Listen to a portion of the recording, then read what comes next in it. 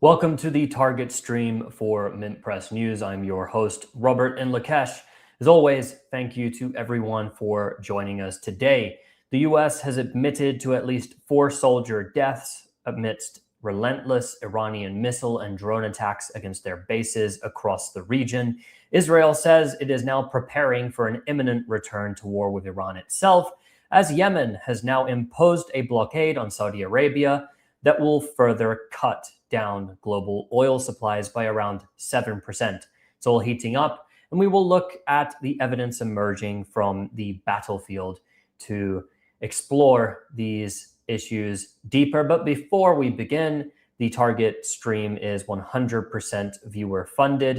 In the last 2 years, we were financially targeted and banned by PayPal and had our fundraisers taken down by Indiegogo and GoFundMe. They even withheld our funds. So we are looking for 300 new members to keep this news show alive. You can join MINTPRESS on Patreon or right here on YouTube and join our membership program. So there's a lot to cover in today's live stream. So we're going to jump right into things here. The United States has started identifying its dead in the missile attacks that occurred against Jordan. So that is now being reported. They've identified 2 of those soldiers who were killed, and there are 2 others as well. One who they admit died in Iraq, and another who I believe was considered for some time missing in action, but it appears as if the blast may have, this is at least what's speculated, incinerated the 3rd soldier. That's what's suspected. But we will, of course, follow up and see if there is any developments on that front. However, that's what has been reported. And the United States has been admitting more casualties than just this. And so we'll get into that a little bit more, as well as the footage that has emerged. There's some quite dramatic footage that has been coming out, and also the satellite imagery, which there is a lot more of emerging. There's also a lot in terms of developments with ground activity, ground forces in the region, which might come as a surprise to many. There's a lot of different discussions ongoing about potential new fronts, or let's say different extensions of the war, perhaps we could call it. But before we get into that, because many people were, of course, attempting to argue that the US was not covering up its soldier deaths. And we heard from CENTCOM, or as I like to call it, COPCOM, last week, that there were no casualties. The US simply was suffering no casualties in these Iranian missile strikes, despite all the footage that we saw coming through and all of the satellite imagery, which was revealing what was being hit by Iranian ballistic missiles. Still, COPCOM was saying nothing. No, we can account for all of our forces. Nothing is happening. Nobody is killed. And in our last episode, I referenced what happened in 2020. And just so everyone is aware, because this is actually an important event to go back to here when we're talking about the US admitting casualties. So after the assassination of Qasem Soleimani, that's Iran's top general of the IRGC's Quds forces, Iran retaliated. And they hit Ain al-Assad base. They also fired some missiles on Erbil in northern Iraq, or Iraqi Kurdistan. And Trump came out publicly at the time. He delivered a speech and he said there were no casualties at all, that nothing had happened, nothing to see here. And then from there, de-escalated. Just so everyone is aware, Trump publicly saying there were no casualties is a big deal, because it obviously meant they don't have to go further, because prior to that, Trump had threatened publicly on Twitter at the time that he would target, I think it was 52 or 51 cultural targets, right? Cultural heritage sites, all of the rest in civilian targets, which is threatening a war crime, which of course he's now committing, because right now the United States is continuing its attacks on Iranian civilian infrastructure. So we've seen them strike bridges and kill civilians during these strikes. We've also seen that Iran has struck nuclear power facilities. They haven't destroyed them totally, but then that has brought on an Iranian response, whereby the Iranians have now struck energy infrastructure in Kuwait and in Bahrain. And if, of course, the United States continues along its current trajectory, we can expect to see a lot more of that.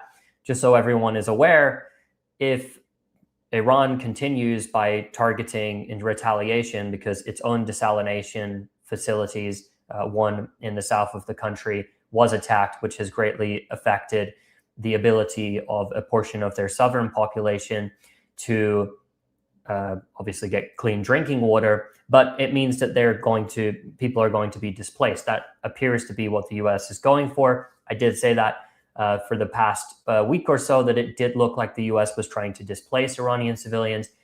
But if the same happens and desalination facilities are targeted anywhere in the Gulf, we're talking about that's the death of these countries. They're not going to recover from that. Anyway, talking about this whole issue and the US and its attacks, the United States claimed that it had initially in 2020 no casualties at all. Nothing had happened. Trump publicly stated it.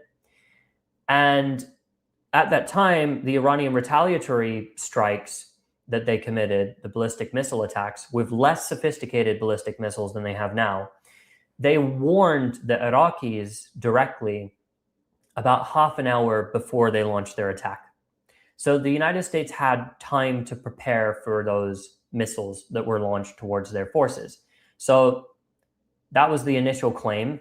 Trump said no casualties. And then suddenly it escalates, right? In the end, they said 110, but the Pentagon admitted before that 109 traumatic brain injuries. And the timeline on that went from initially they said nothing, and then January 17, the Pentagon admitted that 11 troops were evacuated to Germany and Kuwait for medical evaluation. Then the total number rose to 34. The count then grew to 50 who were diagnosed with traumatic brain injuries. The Department of Defense then reported, and of course, as well, the Pentagon came out with to the media and said that 109 traumatic brain injuries had occurred. And then by late February, we finally got the 110 number that emerged. So why am I pulling this up? Because the United States has actually admitted now to 100 casualties in the last month. So they say that service members have now suffered 100 injuries. Now, this is according to CBS News. The chief Pentagon spokesman, Sean Parnell, confirmed the numbers in the statement to CBS News, saying almost 100 people were deemed to have some degree of injury since July 7. And he claims that 97% have returned to the battlefield. Now, that is a big admission because last week there were no injuries, none whatsoever. Now we're hearing that the majority of these injuries are concussions. There's some traumatic brain injuries. So it's basically the exact same script that we're hearing right now about US injuries as happened in 2020. And again, a lot of people pulled that up last week when I was referring back to how they covered up their casualties back in 2020. And they said, this is different and the US can't lie about its casualties. Well, here you go.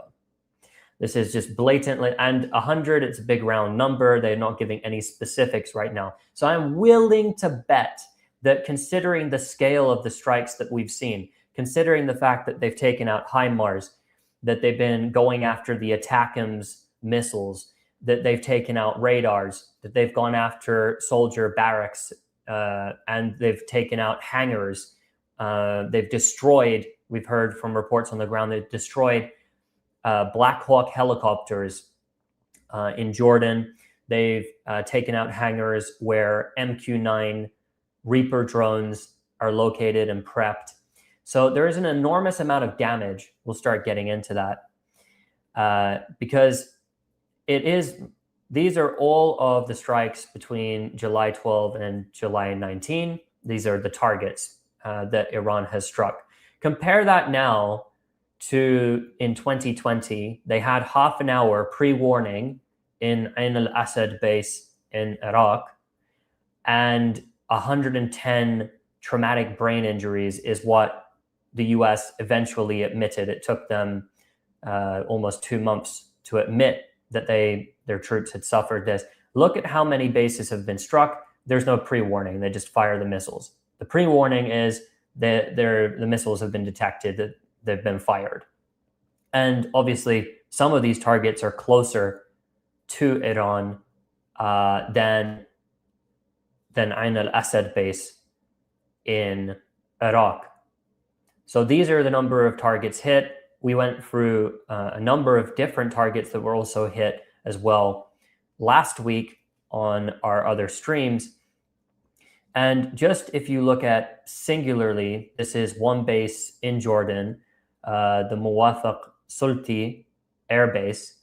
And those red dots are all the locations that have been located as having endured impacts from Iranian ballistic missiles throughout a number of different waves of attacks.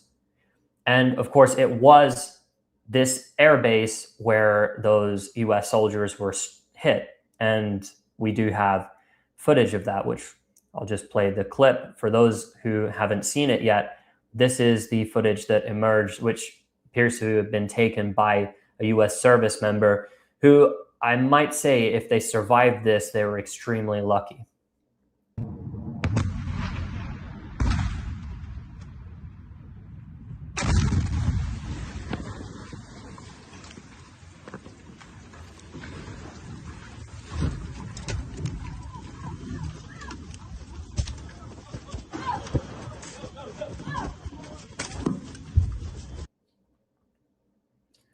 So that is the footage that emerged from the strike that killed 2 soldiers who have now been named, while the third one missing has been reported dead, but we're waiting for conclusive information and the identity of that individual soldier.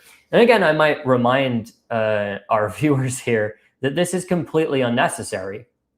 There was no need for this to escalate again. And the United States they have chosen to go down the escalation ladder to strike Iranian civilian infrastructure, to tear up the memorandum of understanding that they signed, which from an Iranian perspective was a massive compromise. So inside of Iran, you have different camps. And right now, those who run the government, who have formed the government in Iran, they're known as the reformist camp. So the president, Masoud Pezeshkian, the likes of the foreign minister, Abbas Araghchi, and others, they're considered to be of the reformist camp. And historically, what they've wanted to do is make better relations with the United States and with the West. That was their goal. And so they stuck their necks out. They made this agreement. And yet again, it's another example of how diplomacy with the United States backfires, because now we have all this on record that the JCPOA, the Joint Comprehensive Plan of Action, or the nuclear deal of 2015, which was struck under the time the government of Hassan Rouhani, the former president of Iran.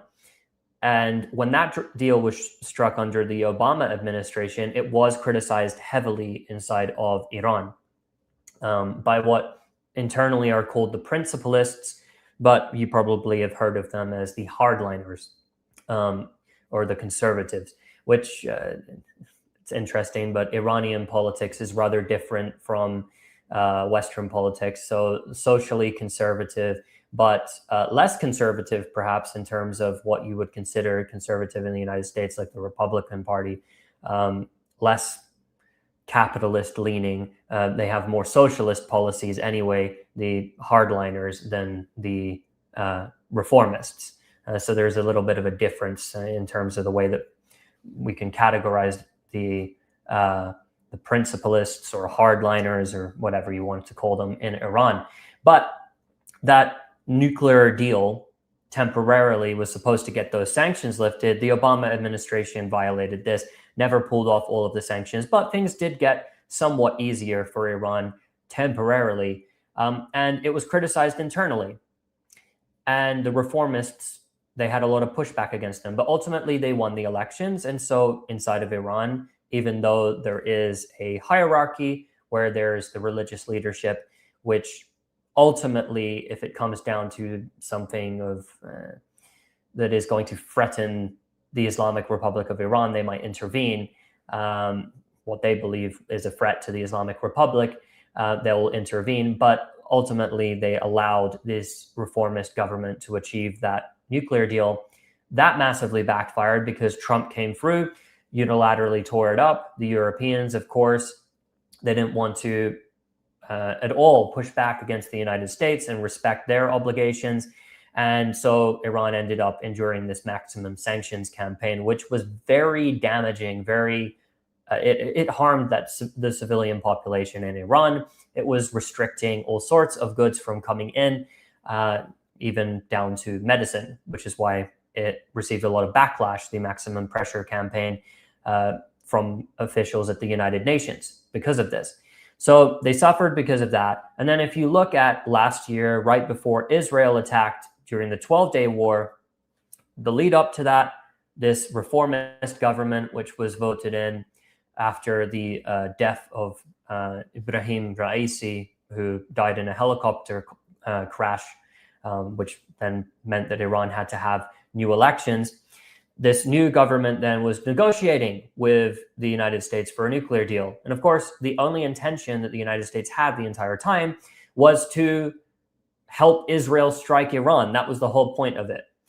And then right in the lead up to this war, there were again negotiations. And then here comes the Memorandum of Understanding. And every single time Iran negotiates with the United States, every single time they reach some sort of an agreement or they're sitting down at the negotiating table, the US use it as an excuse to come up with new plots in the region and to study new ways to strike Iran and harm its interests every single time. To the point now that, of course, the United States have assassinated the leader of Iran. And now we're in this position. So tearing up the MOU has brought on this now back and forth that we're seeing, where Iran is back and firing at the United States at a pace that is comparable to the pace that it was firing off these salvos, the size of them and the effectiveness. In some cases, it's more effective than during the 40-day war that we're supposed to have got a ceasefire to conclude. And now the Trump administration is escalating its threats, and we're hearing all of this escalatory rhetoric that is coming out. So the real question here is, how does the Trump administration get back to negotiations? We've heard that there's some backdoor communications ongoing, but it seems like every single time that this happens, it's because of one thing. And that's because the Trump administration cannot close the war because it cannot say no to the Israel lobby. Because there's no interests for the US in continuing this war in terms of for its own people or even for its power projection, its allies, nothing. There's only Israeli interests in this war, especially when we're talking about the US now striking Iranian civilian infrastructure, their power plants, water desalination. They're going after their bridges, which is what the United States is doing. There's nothing in it for the United States. Trump has investments in the Gulf. Trump has publicly announced that he is so happy that trillions have been pledged to be invested in the US, which I don't believe all of that would materialize. But even if, tens of billions were to be invested, that's a positive thing. The US has screwed its power projection. It's embarrassed itself in front of the entirety of the world. It's drained all of its air defenses, because right now we're seeing the air defenses are just not working. All those US bases are not protected. Guess who has the air defenses though? Still, the Israelis. They're the only ones really in the region that have air defenses that can continue to shoot down at least some of Iran's incoming salvos. They're the only ones. So those US soldiers that died in Jordan, keep this in mind because this is very important. The US did not protect those soldiers in Jordan from getting hit by Iranian ballistic missiles and getting killed, but it was happy to send all those air defenses to the Israelis. And the US air defenses that are located in Jordan and throughout the region, their radars are always helping to shoot down the missiles that are fired at Israel. Israel didn't help try and fire down those missiles that were heading towards the barracks of which were housing US soldiers. Why is that? Because Israel wants to conserve those air defense munitions, which of course have been given to them by the United States, for itself. So US soldiers are dying for Israel currently, and they're dying for Israel because the US president is incapable of ending this conflict. And as I've said a number of times, and I said before this current escalation happened, it was clear that the MOU was dead the second the United States refused to force the Israelis to withdraw from Lebanon and instead started cooking up a big plot.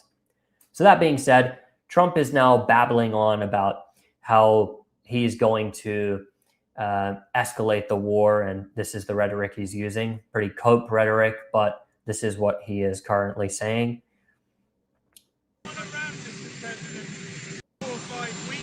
Well, you keep hitting me.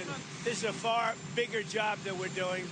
We were doing a little job of stopping them from having a certain capability. Now we're just ending it. So it's really not the same thing. What we're doing now is we're ending any chance where they could have a nuclear missile. If you look at it, after a week and a half, not 4 weeks, a week and a half, 2 weeks, we stopped them from probably, but I don't want to have the word probably. Thank you very much.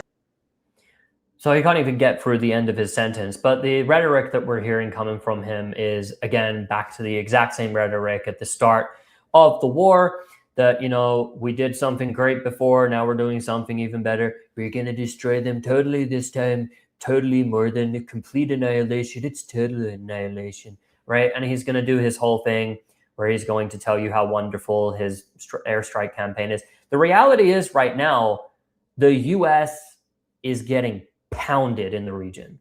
Like, they're getting it handed to them. They are not pulling anything significant off. Now, they have two options from here. Either you de-escalate completely, which is not what we're hearing from the US. We hear that they want to go even further, or you escalate significantly and you get the Israelis involved. You try and suppress the fire that will be coming from Iranian missile bases.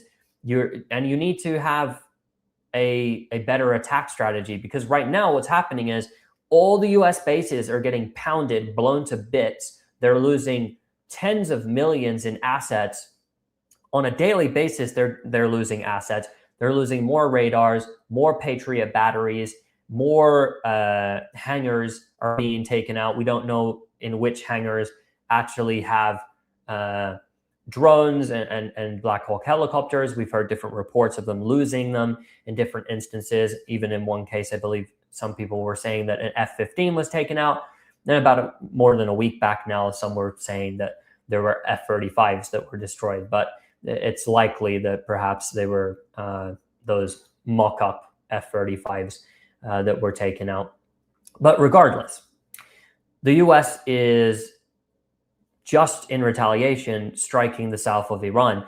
Now, that would make sense if it wants to launch some sort of ground campaign to take territory in the south of Iran. But right now, again, they're really eating it. It's not looking good. This is Kuwait, footage from Kuwait earlier today that was released. And we're seeing footage like this emerge constantly throughout the day. It's nonstop footage like that of people filming different sites on fire, and in some cases they're filming closer. Here's actually footage that we forgot to show last week that emerged of a Iranian drone strike. This is from last week. An Iranian drone strike caught on camera hitting what looks like to be factories there in Kuwait.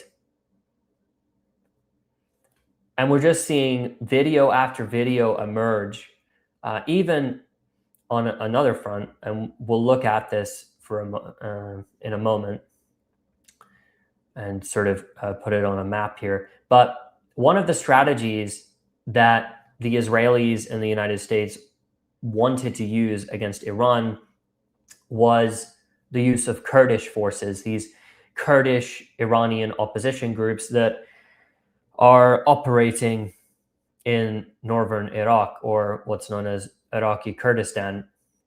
And the idea was for these forces to invade Iranian territory, and in their pipe dreams, they want them to then take over Tehran, which for anyone that knows anything about this territory is utterly ridiculous as a strategy. It would not work, and they would get destroyed if they did invade. And it would be terrible for them, because most likely what Iran would do also is just end that Iraqi Kurdistan government that is there, the Kurdish regional government. They would likely strike them as well, because they know that coordination, all of that, it couldn't have happened without their approval. Now, the Israelis have been deeply embedded in Iraqi territory near Erbil, and were operating bases from this region as well. Now, previously, there were a lot of reports about the Israelis operating in formerly Kurdish-held territory during the time that the U.S. was also occupying a portion of Syrian territory in this region of Tanf here. They still have a presence there, by the way. And Iran struck U.S. forces in Al-Tanf in Syria. They announced that they killed, I believe, 12 officials. The United States denied this, but nevertheless. And then the Syrian authorities in Damascus condemned the strike, which is hilarious because the U.S. just outright denied that an attack had even happened on Al-Tanf. Anyway, regardless, there were a lot of reports that in northeastern Syria, where the Syrian Democratic Forces, which were led by Kurdish groups in Syria, that they had allowed for the Israelis to have drone bases there. And I remember hearing some allegations about the Israelis operating bases out of Iraqi Kurdistan as well many years ago, about a decade ago, or not quite a decade, somewhere around there. Yeah, almost will be about a decade. I think those reports emerged in about 2017 initially. And we received evidence that they were there during the last war. And Iran, in fact, had targeted some of these sites. So a really big development that has happened is that allegedly Iran's 65th Airborne Brigade, which is their special forces, apparently carried out 11 different missions, cross-border missions into Iraqi Kurdistan, into that territory. That's what we've heard from Iranian media. And the reason they've done this is because they believed that the Kurds were mobilizing and were going to attempt to perhaps invade Iranian territory. Now, some people have pushed back and said this is too stupid of an idea, and that the Kurdish groups had rejected this previously. But what we have to understand here is that we're in a different scenario now than we were earlier on in the year when the war was ongoing. Trump was attempting very publicly to push these Kurdish militia groups into a war with Iran, one that would have caused their total annihilation. And if they still do try, they're going to be completely annihilated. They have simply no chance against the Iranian military and IRGC, no chance whatsoever. I'm not saying there won't be great bloodshed. Of course, there will be, but it's a terrible idea. But the situation we're in now is one of total desperation from the United States. That's why we're hearing all of this about these ground incursions into Harg Island or Qashim and these different areas in the Persian Gulf. And we're hearing again some reports come through about these Kurdish militia groups being used to attack Iran because, again, they're out of options. You know, the US doesn't, even if it was to do some sort of ground offensive itself, it simply doesn't have the amount of ground forces necessary. Like, you know, the amount of troops that it has in the region in total is roughly 50,000, they say. They publicly advertise this. Not all of them are combat soldiers. Like that's the thing that most people fail to understand. At best, maybe you're looking at like 10, 15,000 of them. But then what good are they going to be? How long can you hold Iranian territory for? What is the purpose in physically being there other than a PR stunt, which again is going to sacrifice so many of the lives of these US soldiers for no reason whatsoever? None. They're not going to gain anything from this. But that being said, on the Kurdish front, Iran has gotten out in front of it. Not only do we have these reports that Iranian special forces from their army had done 11 cross-border operations. That's at least according to the reports that we have. We haven't seen any footage of it yet. And in these operations, apparently they took out like 8 officials from mid-ranking to high-ranking. That's what we heard anyway. These are the reports. I can't substantiate them, but this is what we're hearing. They also started attacking bases for these Kurdish militant groups in Erbil and Suleimaniye in northern Iraq. And as you can see here, some of these strikes, you see these massive secondary explosions, which are ongoing, entire mountainous areas on fire. The Iranians they obviously have good intelligence on these groups, and they are hitting them with precision and taking out their weapons depots.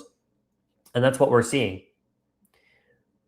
So Iran has gotten out in front of this, and that has been, there were massive salvos fired towards these positions. Bear in mind as well, Iran has not triggered any of its support fronts yet, with perhaps the exception of one, which might open up soon.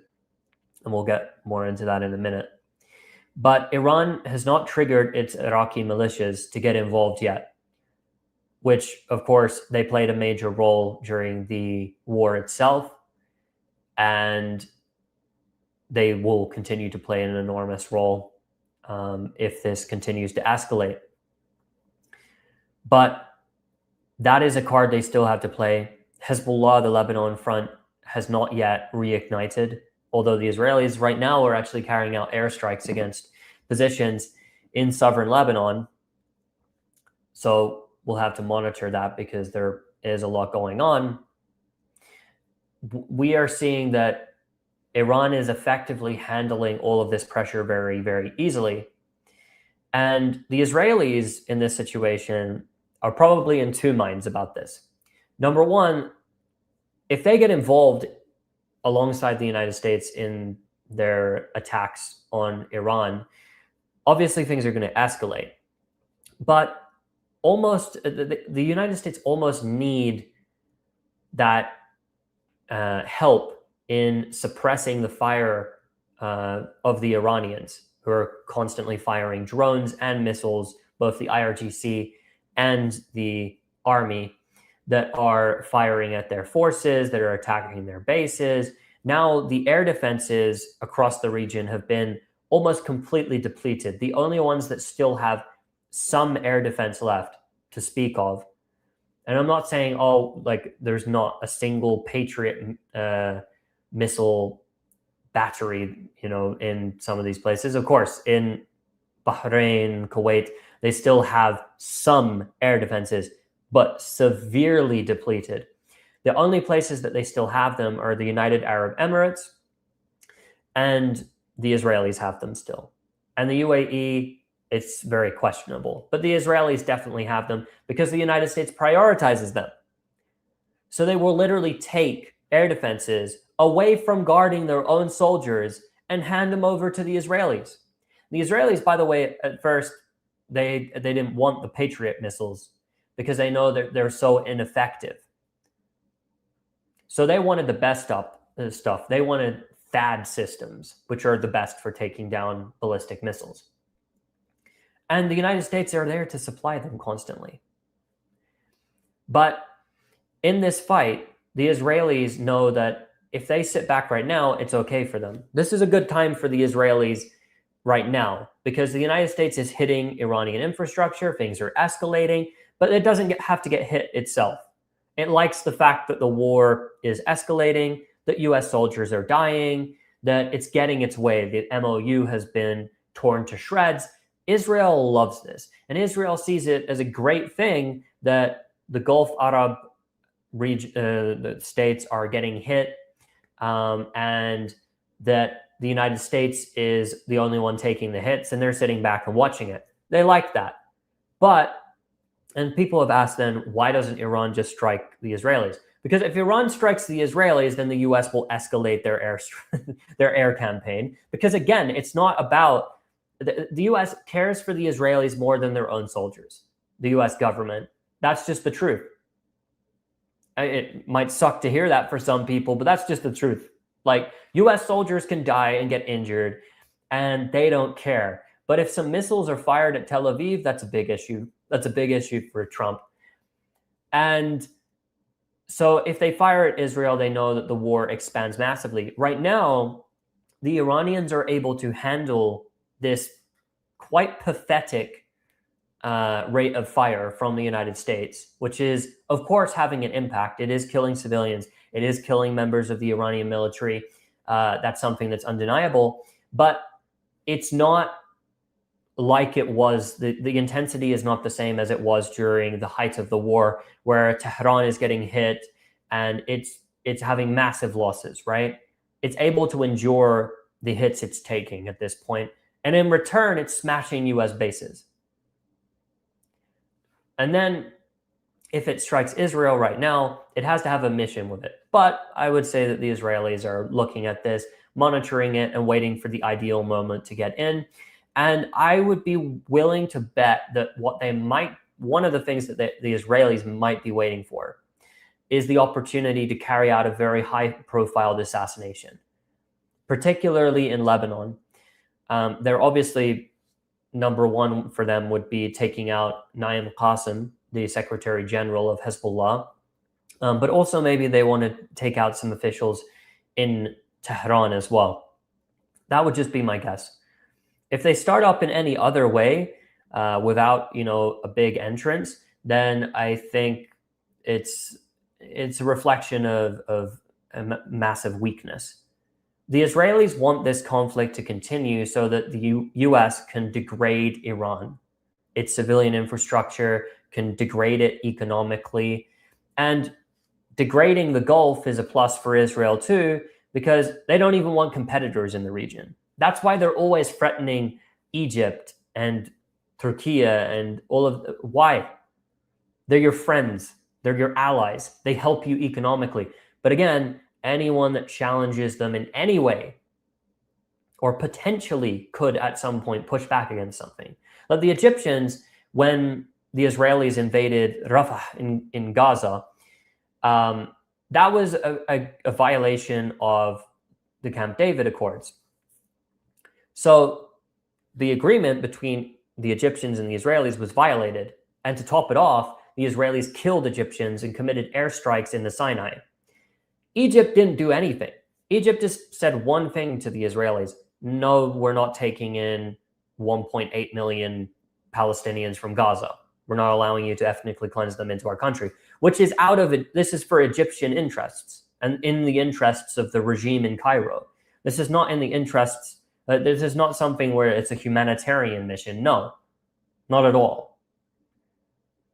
But just that is too much for them. It's too much. So those Gulf regimes, very, very wealthy, they don't like that. They don't like that they have a little bit of say, a little bit of power. They can argue for things with the United States. They don't like that. So them getting degraded or even experiencing nation-killing moments, that's great for Israel. Israel loves that. That's music to their ears. That being said, there are some reports which are early, but the Iranians apparently are mobilizing along their western borders, and there is some speculation that there could be a preparation for some operations, maybe special forces operations. I don't think a full-scale land invasion would ever happen, but special forces operations against Kuwait, in specific to go after the U.S. launchers and to take out U.S. assets on the ground inside of Kuwait. Now, is it possible? Yes, it's a huge escalation if it happens. That also indicates that Iran, if Iran does something like that, most likely if it's going to use ground forces and do an incursion into Kuwaiti territory, if it's going to do that, that means the situation is pretty... They would have to have intelligence that the U.S. was going to go after Kharg Island or Qashim or something like that. And it would have to be done for a very specific reason. I don't see a full-scale invasion. Some people were arguing that that could happen. I don't feel that that would happen. That doesn't seem very possible. Now, some people have noted that, well, Saddam Hussein easily took over Kuwait, and that's true. Saddam Hussein did easily take over Kuwait, and some could have argued that he could have went much, much further. But there was obviously a lot of repercussions which came with that. So, as we saw. So, committing to that sort of action is not an easy call. But there are reports that Iranian forces continue to mobilize along their western borders, and that perhaps they could be preparing for some sort of cross-border activity. That, again, is, these are just early reports, but there were Iranian officials, former Iranian officials, who were publicly discussing this as an option of going into Kuwait, and that their Iraqi allies would help them with this. So this is something that, and it's, of course, being discussed as a preemptive move against the U.S., because the U.S. are planning, perhaps, to do a ground incursion into Iranian territory. That's the context of them arguing this, these former officials who have been speaking on Iranian television. That being said, another front has escalated, as we sort of suspected that it would, and that is Yemen. So Yemen has now, the Yemeni government in Sana'a, in or Ansarullah movement, the Yemeni armed forces, have now announced that they are placing a blockade on Saudi Arabia in the Red Sea. Now, this was something that I did bring up last week, because this is a massive card that Iran had to play, and Yemen has just played that card. Now, why am I linking it to Iran? Because Iran has attempted on multiple occasions to break the blockade on Yemen, which has been in place since 2015. The Saudi-led coalition imposed this blockade on Yemen, and that the blockade is responsible for the lion's share of the deaths in the conflict, which around 400,000 people in Yemen died because of this conflict. And again, many of them starved to death or died from treatable diseases because of the Saudi-imposed blockade.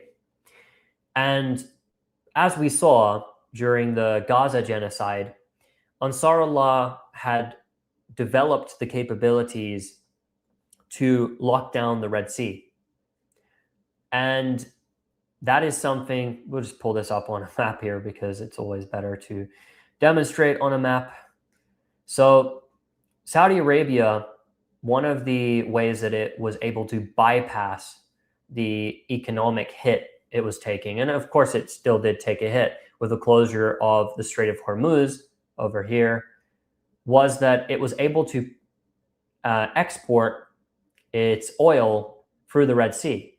And of course, this corridor here with Bab el-Mandeb and then going up all the way through the Suez Canal enables you to reach Europe.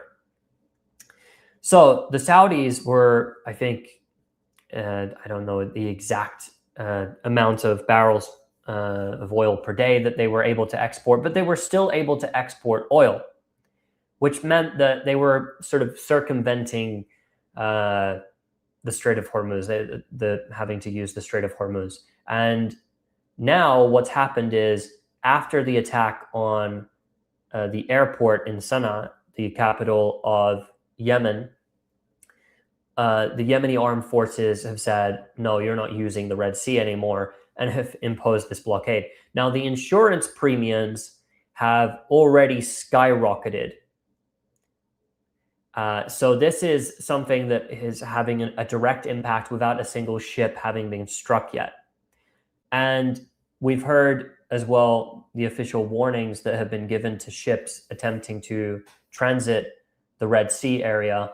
We'll take a listen to this. This is from the Yemeni armed forces and what was being transmitted to ships in the area. Yemen Naval Force calling you on Channel 16. According to the decision of Yemeni Armed Forces in the date of July 202026, including prevent navigation to Saudi ships because of the constant siege to Yemeni nation. So, we warn all ships belonging to Saudi enemy to proceed via the Red Sea and Gulf of Aden. In case of non-compliance of Yemeni Armed Forces decision, those ships will be in our target. Over. So that was transmitted, and there was an official announcement also that was made. Just so everyone is aware, Iran has struck at least two tankers that attempted to violate their blockade in the Strait of Hormuz. This is footage from one of those that was hit earlier today that attempted to coordinate with the United States to pass through the Strait of Hormuz. Evidently, that's locked down. But now the situation does escalate because we now have Saudi Arabia unable to export oil. And that accounted for around 7% of the world's oil supply. So that's been wiped off of the market. Insurance premiums are going up. And whoever wants to intervene, well, Yemen can simply escalate further by completely closing Bab el-Mandeb, and then there is no traffic through the Red Sea. The Suez Canal also dramatically impacted. Global trade takes a huge hit. So this is going to have an enormous amount of knock-on effects. And we're seeing it happen now because, again, Saudi Arabia decided that it would escalate in order to try and uphold the blockade. Iran attempted to end the blockade. And what it wanted to do is it wanted to start flying civilian airliners into Yemeni territory, landing them in Yemeni airports, and create a situation where, although the Saudi blockade still exists, there's still flights that can come through. They create a precedent. Saudi Arabia has openly threatened a number of civilian airliners and struck the capital city of Yemen's international airport, which brought on a retaliatory series of strikes into Saudi territory, targeting an airport and an airbase, and also causing Abdul Malik al-Houthi, who is the leader of Ansar Allah, to declare that in the future attacks on Sana'a are going to mean attacks on Riyadh, in the capital of Saudi Arabia. So that being said, this is the announcement that came out officially today from the spokesperson for Yemen's armed forces, which is important because he does give some context here as to why this is happening. And this is not something that will be played on Western television.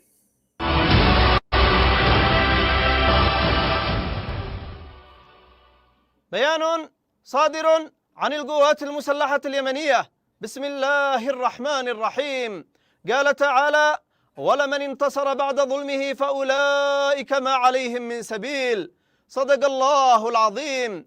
يواصل العدو السعودي المجرم حصاره الظالم والغاشم على شعبنا العزيز لما يقارب 12 عاما من نهب للثروات وحصار شامل على الموانئ والمطارات برا وبحرا وجوا، بما فاقم معاناة شعبنا العظيم، حتى وصل الحال إلى مستوى لا يطاق بدون أي حق أو مبرر له في ذلك، وهذا ما لا يمكن القبول به أو السكوت عليه، لأنه لا يستند إلى حق أو مسوغ قانوني أو إنساني، وليس له أي مشروعية، فهو حصار باطل وعدواني، ونتائجه كارثية في معاناة شعبنا اليمني العزيز، مع ابتدائه أيضا بالعدوان على بلدنا باستهداف مطار صنعاء الدولي في عدوان ظالم غادر.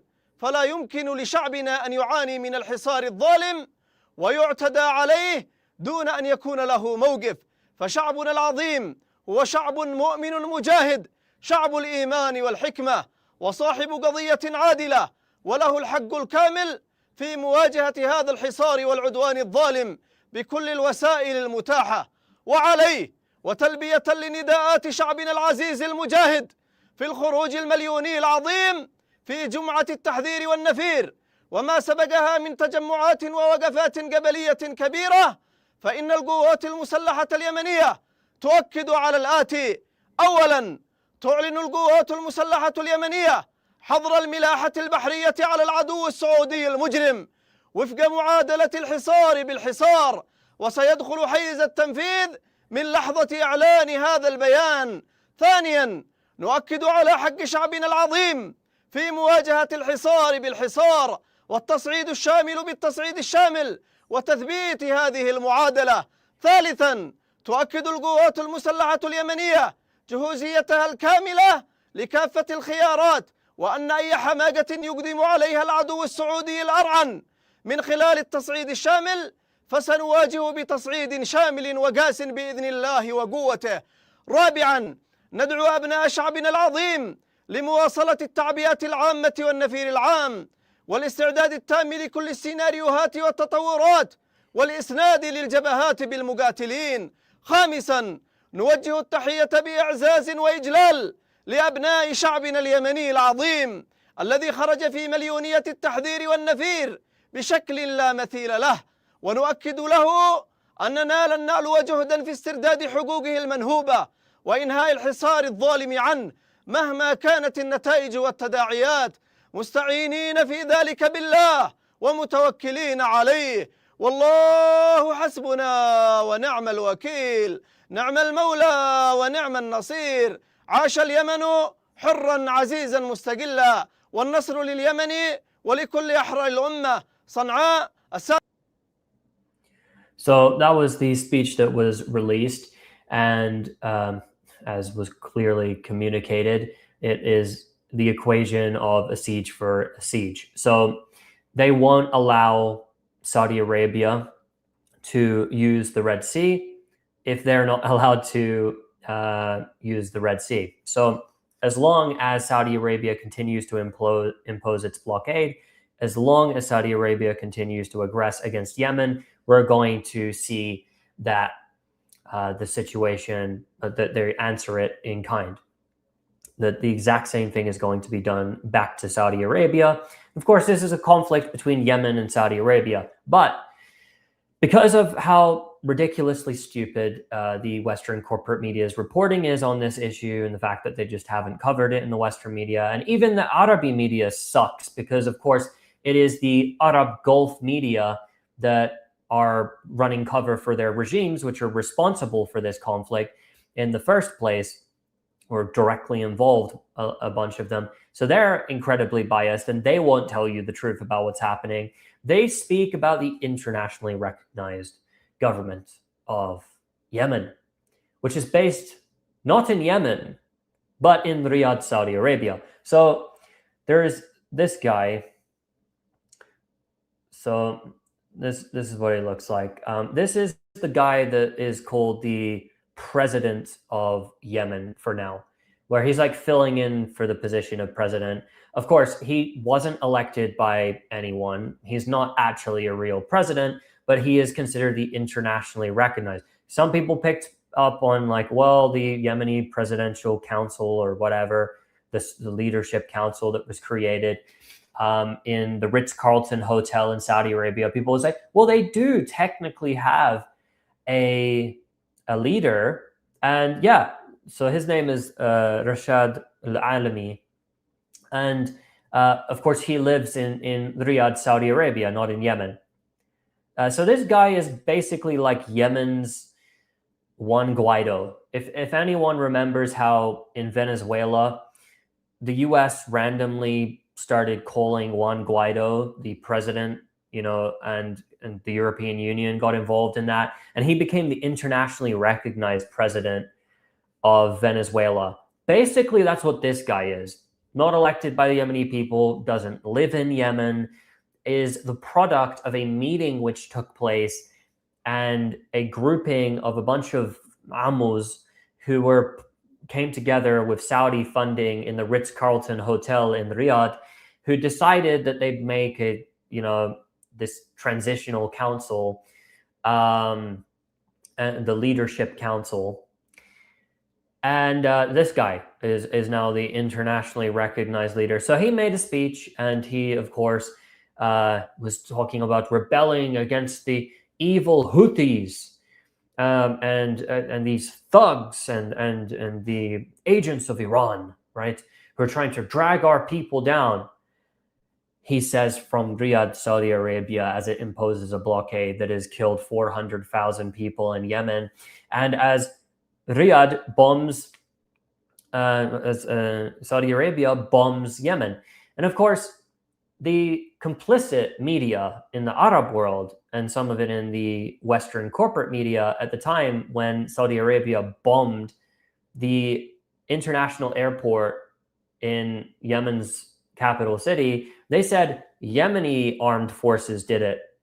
This is how interchangeable they are. The media even says that the Yemeni, like what they call the Yemeni armed forces of the hotel government, the Ritz-Carlton government, the government of the Ritz-Carlton Hotel, Riyadh, Saudi Arabia, how interchangeable they are is they literally talk about Saudi Arabia and this government as if they are the same thing.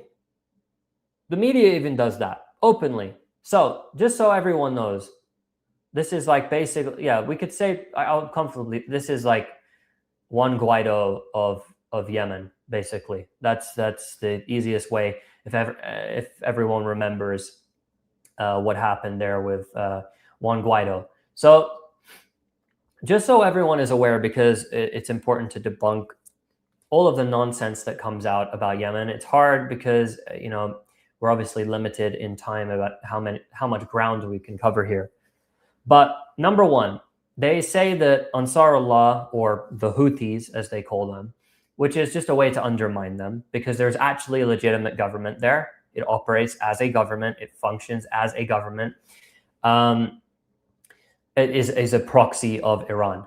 So what's popularly referred to as a Houthi movement, right, was initially led by someone who's called Hussein al-Houthi. So his brother now, because Hussein was killed, but his brother, Abdul Malik al-Houthi, is now the current leader of Ansarullah. But Hussein al-Houthi was sort of let's say, the spiritual father of the movement, let's say. And he has been like a great guide, and still his what you call like sermons, I guess, are very influential on the movement today. And he was very critical of Iran. You can go back and read his speeches and what he said. He was actually quite critical of a lot of ideas communicated by Khomeini, Ayatollah Khomeini, not Khamenei, but Khomeini, and of the Islamic Republic and different things that it did. And he actually was quite critical of them. That's just part of the historical record. But obviously he was killed in 2004, I think it was. and during a rebellion of this group. But Hussein was actually became an elected official in Yemen and ran what was called the Party of Truth. And it was like a revivalist movement for the Zaydis, which is a branch of Islam, it comes off of the Shia branch, but it's widely considered to be pretty close to Sunni Islam. Anyway, without going too deep into the details of that.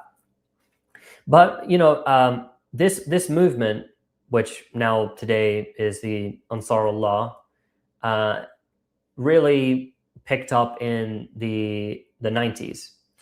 And of course, then it went on to have open clashes and rebel against the Yemeni government. Obviously, this group of people and their ideas goes way back further than that, than the 90s, but just for the sake of trying to explain who this group is. So they had an open rebellion. They fought against the government. And later, when the Arab Spring occurred, there was a revolution in Yemen in 2011. And so the people rose up and they wanted to overthrow their president at the time, Ali Abdullah Saleh. And they succeeded. And part of that uprising, of course, was Ansarullah, or what some people refer to as a Houthi movement. So they were part of that because they had been rebelling against the government. They had this history, of course, and they represented part of that revolution. But it was a popular revolution against the government during the Arab Spring. And this greatly shook the GCC states because part of the uprising was the fact that Yemen, the population of Yemen, felt that they were basically getting fleeced by their government, and that they have a government that was not using their resources to help the people, that was greatly corrupt, that was a puppet of foreign states, for the United States, for Saudi Arabia. And so they wanted to overthrow their government. And what happened is, after this, there was in 2012, an election process that went on where part of the people in Yemen decided to vote for a new president. And his name was Abdrabu Mansour Hadi. So President Hadi was eventually forced from his position because there was another uprising which led to Ansarullah taking partial control of the capital city, Sana'a. In 2015, there was a situation where, again, because there was like a power sharing situation and there's supposed to be a transition, there's a whole bunch of stuff that happened. But basically, it was a military coup that happened. And so they pushed out President Hadi from Sana'a, also viewing him, many people viewed him as corrupt and as a puppet of Saudi Arabia. And of course, when he fled straight to Saudi Arabia, which didn't really help his case. But what's important to note here with this history is that 2/3 of the Yemeni armed forces, of the country's national armed forces, sided with Ansarullah, and that they began to set up, and of course it took some time to set up a proper government and have different parties and tribes that were participating, in the way that they are today. But they control now most of the country's population, are under the control of the Ansarullah administration based in the capital city of Yemen. And another thing to note is when the elections took place after the revolution in Yemen, it wasn't just Ansarullah that boycotted those elections. Many groups did, including the separatists, the sovereign separatist groups. They also boycotted it. So it wasn't just them that boycotted it. The idea that is communicated through Western media is that this Iranian-backed militia group that is inorganic somehow seized control of the capital of Yemen and is a band of thugs and fanatics who, if you're in the West, they're deaf to America, deaf to America. If you're in the Arab world, they tell you that they're part of some grander Shia conspiracy against the Sunni world. That's the propaganda that's communicated. And no one accepts them as an organic movement, a movement that was part of a revolution. Now, some groups would say, well, they took control of the revolution, blah, blah, blah. That's normally what happens with revolutions. One group normally is going to take control of it, right? And then you're going to have a leadership that takes over. If you overthrow your government, that's sort of how revolutions work. Like, for instance, in Iran, the 1979 revolution, a large part of that revolution was not an Islamic revolution per se. There were many communist groups and socialists, Islamic socialists, many different movements that were part of that revolt against the Shah, because of course they wanted to overthrow this oppressive dictator that was installed by the West, that has seized control of their resources, and only a small portion of the Iranian population was benefiting from this regime. And the same was a very similar expression of public outrage came in Yemen. So, of course, there are then those who disagree with who takes control and different political views in that. But ultimately, what happened here is when that happened, when that occurred, Saudi Arabia and the GCC states, the Gulf Cooperation Council states, had helped organize that election that had allowed President Hadi to come to power. And just so everyone knows, at some point, the former president that was overthrown in the revolution, Ali Abdullah Saleh, came back and tried to collaborate with Ansarullah, right? So like much of the army, and the part of the army that broke off ended up just, it's Saudi puppets. And they launched a campaign that the GCC states and Saudi Arabia at the head of it were scared of Yemen having a government that could take control of that whole territory and harness the resources of Yemen and be a real power. They can be a powerhouse in the region. And they also, again, they have that territory and that access to the Red Sea. They have also that power to close down Bab el-Mandeb. So that's not something they wanted at all. And of course, these GCC countries, even if you're looking at bigger nations like Russia and China, because some people would say, well, why didn't Russia or China go with Ansarullah if they're really a real government? Again, they're trying to do deals in the region with countries like Saudi Arabia, the United Arab Emirates, Qatar, right? These are like wealthy countries that have a lot of potential. They can bring a lot of benefits for you, quite frankly, because both Russia and China had relations with Saudi Arabia and Iran when they were beefing the entire time. They didn't care. And countries are able to have fights, but ultimately that was a line that many weren't willing to even cross when it comes to Yemen and respecting what exists in Yemen. So now we've ended up with a situation where former President Hadi, he hung on to this title as the internationally recognized president of Yemen until 2022. And then the Ritz-Carlton Hotel government was formed. And by the way, they say that this is a legitimate government. And technically speaking, this government is based in Aden. So we'll just look at this on a map for now, because this always helps. So this government was based in Aden, which is in the south of the country here, right? What sometimes people will call southern Yemen, right? Or South Yemen.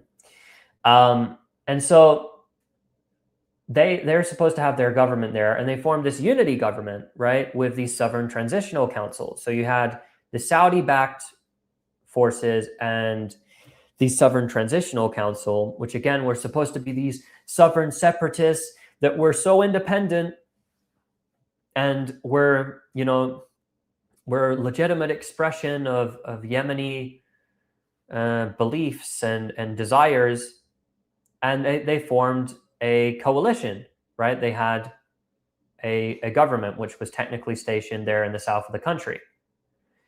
And because Aden, historically, because Yemen was divided for a very long time between the north and the south included the entire east in the past.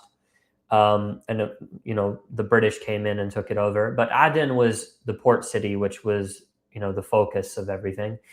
So it was the capital of like South Yemen.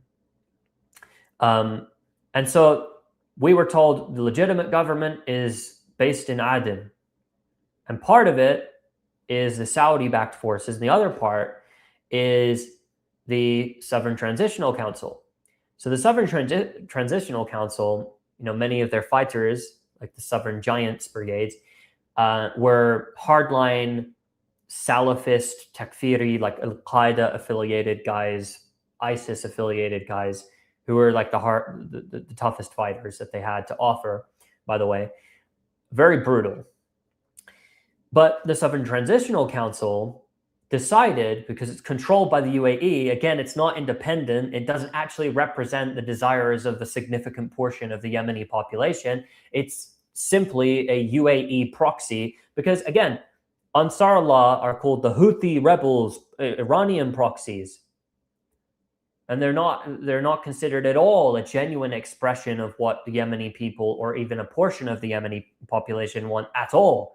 That's never part of the discussion. But the Sovereign Transitional Council, which uses guys from Al-Qaeda and Daesh to fight for it, right? These guys, this group is a legitimate group as part of the internationally recognized government.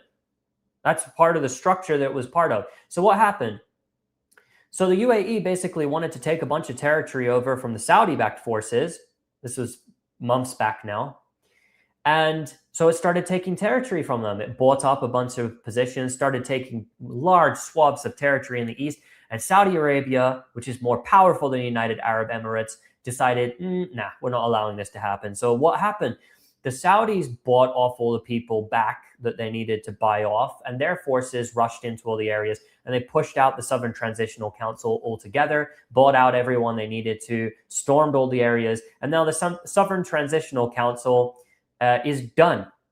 And the United Arab Emirates had to flee. It left its presence. It departed from Yemen.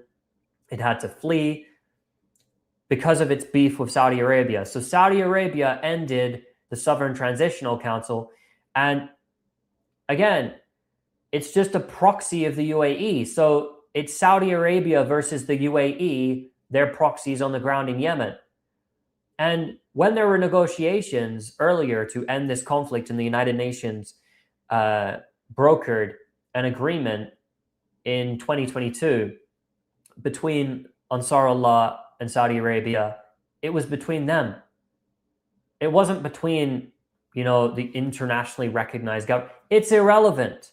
If Saudi Arabia packed up today, completely left Yemen and said, we're going to end the blockade, do what you want. We'll make an agreement with you, whatever, but we're ending the blockade. We're stopping our influence, whatever. We give up on this. You sort your own stuff out in Yemen, and Saudi Arabia got out. Ansar Allah would take the whole country. Now, if Iran said, we're giving no support to Ansar Allah anymore, you know what would happen? They would continue to fight, and they would continue to be there, and they would continue to run a government there. That's just the truth. That's the truth. Now, they might face some more problems because they haven't got a backer behind them. They're still going to be there. They're not going anywhere. But the second these proxy rebel groups, of which are a bunch of former bought out officials in the former regime, right? They might have some generals and stuff like that. They buy them. Now, I'm not saying there's nobody with a genuine belief that, the Saudi-backed forces should take over Yemen. I'm not that naive. Some people believe this stuff. But is it a genuine expression of the majority of Yemen and its desires and wills? No, not at all. Is it a legitimate government? No. It's not even based really in Yemeni territory. Everything is run out of Riyadh. Everything. All of its so-called officials live there. They don't even live in Yemen. They're too scared to step foot in Yemeni territory. But people don't know this. They don't understand any of the history of the region. They don't, and quite frankly, how would they? They just don't cover it. It started under the Obama administration. The Obama administration gave it the okay. The Israelis directly participated, of course, in training forces in the United Arab Emirates to send in and fight against Ansarullah. And again, all of this comes down to, we don't want an independent government in the Middle East that hates Israel and will fire at Israel if it needs to and protect the Palestinians. Because there is one government in the entire region, and government, not armed groups, government in the entire region whose army decided we're going to fight for Gaza. And that's the Yemeni government. So only one. It's the only one. Iran has fired on Israel, but that's been defensive. It hasn't proactively gone out and said that it is firing for the sake of Gaza. Only Yemen did that. Only Yemen. Again, they can't take that. So anyway, having said that, Yemen's Juan Guaido, put out his statement immediately afterwards because he was saying, we're not going to escalate against Ansarullah or the Houthis, the evil Houthi rebels. We're not going to escalate against them. That was his tone of, like, in the days leading up to this. The second Ansarullah put out a statement saying we're imposing a blockade on Saudi Arabia, he comes out with this speech. He was like, we need to mobilize and we're going to go to all-out war. It's like, yeah, he was like, napping, in his room in the Ritz-Carlton Hotel or wherever he lives. In the Riyadh, he was taking a nap and he got the call and they're like, you need to say something. They're imposing a blockade. We're not going to get our oil. So they go, okay, all right. And then he goes out and he says it's nonsense. I literally, if that happened in that exact sequence, it wouldn't even shock me that he literally woke up to a call telling him to say something. But that's what it is. And unfortunately, you're never going to hear anything about this because it started under Obama and the Western media had no interest in talking about it because, number one, Democrat-aligned media in the United States is not going to want to do it because it's a real stain on Obama's record that he's responsible for causing a war that inflicts a genocide, kills 400,000 people. They don't want to talk about that. So forget that in the corporate media, nothing about Yemen. And of course, the Republican-aligned media are not going to start advocating for, Yemeni civilians. Like, are you kidding? No, Fox News is not about to change its tune. Plus, some of the Gulf Arab countries invest in Fox News. That's just true. Saudi Arabia, the Saudis actually invest in Fox News and some of these Republican-run or Republican-leaning media outlets, right? They've historically given money to them. So, they'd much rather go and they're going to kiss up to Saudi Arabia and whoever, or their paymasters, even though they hate Muslims 24/7. Somehow these Muslims are the good guys, the good Muslims. They build tall buildings. That makes them special because civilization means tall buildings and prostitutes on your streets and drugs and a party scene and nightlife. I guess that's what civilization means to these people, right? Because that's what they say, oh, look, Saudi Arabia, the civilization, UAE, oh, look at Dubai. That's what makes a civilization, really, that you have nightclubs and parties. Again, it's stupid news for an uneducated audience, and they sell this nonsense. Hate Muslims, but the only good Muslims are the guys that are basically building tall-ass buildings, doing nonsense, building the deepest pool, the tallest building, who can put 1,500 Falcons onto a plane and fly it to the moon, whatever, some ridiculous nonsense. But that is what's presented to us. And again, when it comes to Yemen, it's this fairy tale nonsense. And, oh, look at these savages with their swords, with their daggers, like the Yemenis. That's just a Yemeni cultural item. But trying to portray them. Oh, there's these backwards thugs that are backed by Iran, and no. So these backwards thugs who are completely just backed by Iran or Iranian proxies, whether you like it or not, in any way you try and portray this. So Strait of Hormuz is now closed. Red Sea is over for Saudi Arabia. So checkmate. It doesn't matter how you describe them. And unfortunately, there's nobody that is invested enough to make the decision to go to Yemen and go, hey, it actually makes sense that like the Ansarullah government represents large groups of people in Yemen, which it most certainly does.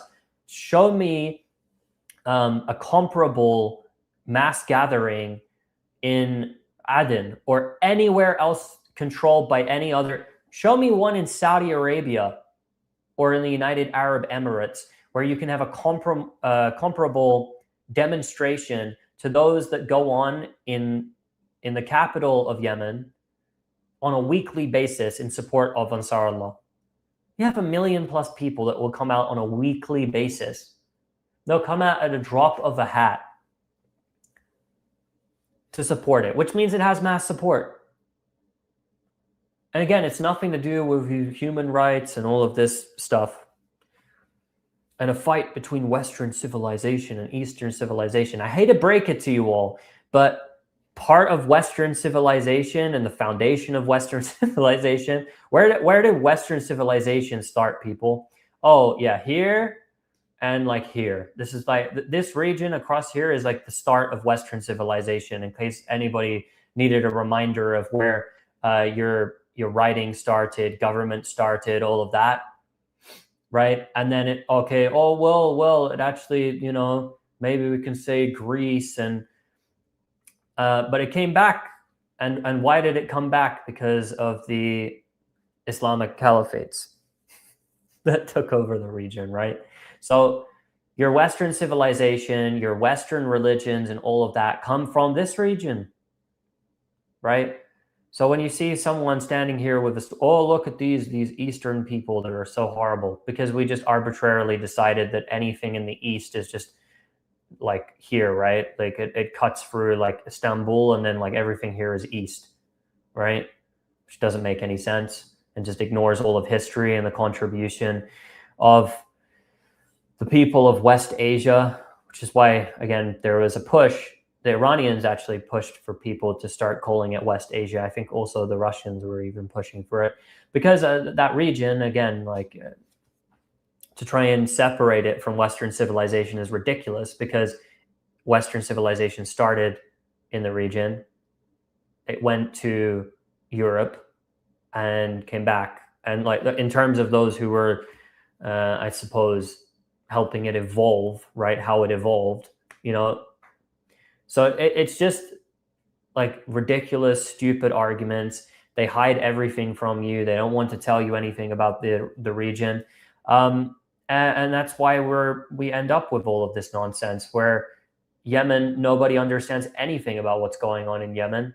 So it's just, oh, they're holding shipping routes hostage. They're holding shipping routes hostage. That's all they're doing. That's all they're responsible for. Anyway, one more topic actually to cover before we go. If you did get this far, by the way, please do hit that like button, add a comment below, and of course, share this video. Follow us, subscribe, hit that bell button if you're watching on YouTube here. And yeah, we are looking for 300 new members. So if you can help keep this new show alive, it would be much appreciated. And you can help join us on Patreon or here on YouTube if you're watching here on YouTube and you want to become a member that way. But another development has been that there has been a new leader of the political bureau of Hamas elected, Khalil al-Hayya. Ismail al-Haniya is the old head. So this article is wrong. I pulled this up for a reason, because again, it demonstrates how stupid Western media is. So I thought that I'd use this specifically as a demonstration. But they say that Hamas has been headless since Yahya Sinwar's death 2 years ago, and they obviously do not understand that it is a different position that Khalil al-Hayya has been elected to internally within the organization, because Yahya Sinwar was formerly the head of Gaza, the Hamas in Gaza. It was handed then that position, and it was only like an honorary thing, but they sort of get this like mixed up in the media because they don't know the difference between the leader of Hamas in Gaza and the political bureau. They don't understand these things. There wasn't like a formal election process to elect Yahya Sinwar as the head of the political bureau in the same way. It was done sort of symbolically because he was in Gaza. And they just sort of get little details like this wrong and mess things up. But saying that, Israel had attempted to assassinate Khalil al-Hayya. They killed his son in a strike on Doha, on Qatar. And as we were talking about earlier in this episode, just going to pull this down for now. But as we were talking about earlier in this episode,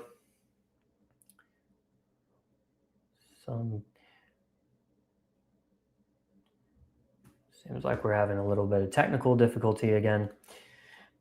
Earlier in this episode, we discussed the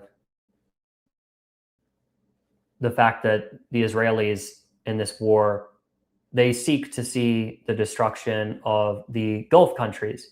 And of course, again, they attacked Doha, they attacked Qatar to try and kill Khalil al-Hayya. And the idea of that was to take out the man who would have a greater connection with the resistance axis, which is aligned with Iran. So formerly Hamas, the real head of its Politburo before was Ismail Haniyeh, and he actually he was the head of the Hamas organization, and he was assassinated.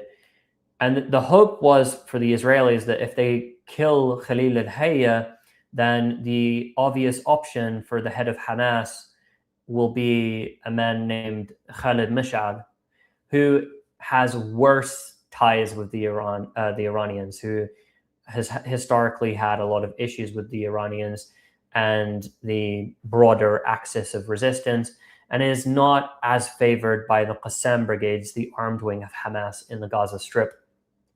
So that was one of the real goals of the Israelis. The Israelis want to internally divide the Hamas movement.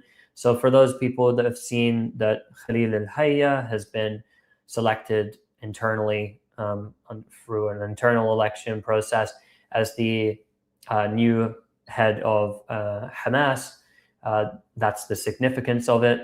He survived an assassination attempt, and this is it means that Hamas will continue to align itself with the resistance axis. And yeah, that is an important piece of news to understand. For some reason, it does appear that there's been technical issues here, that the stream is sort of freezing up. No idea why that is happening exactly. But we have been on here for some time now. We're going to continue to monitor everything as it happens.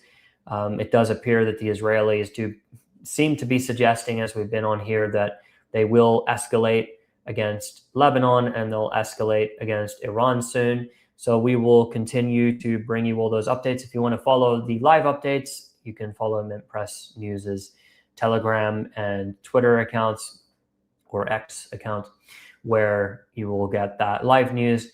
Otherwise, we will be back, same place, same time, 4 p.m. CST on Thursday for another stream. Thank you to everyone for watching, and we will see you later this week.